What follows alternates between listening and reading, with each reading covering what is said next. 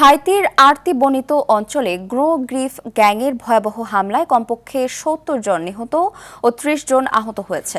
গত ২ দিনের এই তাণ্ডবে প্রায় ৫০টি ঘরবাড়ি জ্বালিয়ে দেওয়া হয়, বাস্তুচ্যুত হয় ৬,০০০-এর বেশি মানুষ।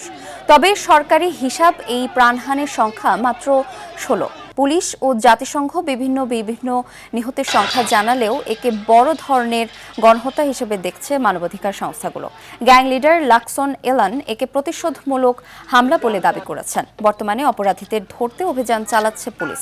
তবে এই ঘটনা হাইতির নিরাপত্তা সংকটের চরম অবনতি এবং কর্তৃপক্ষের ব্যর্থতাকে আবারও সামনে এনেছে।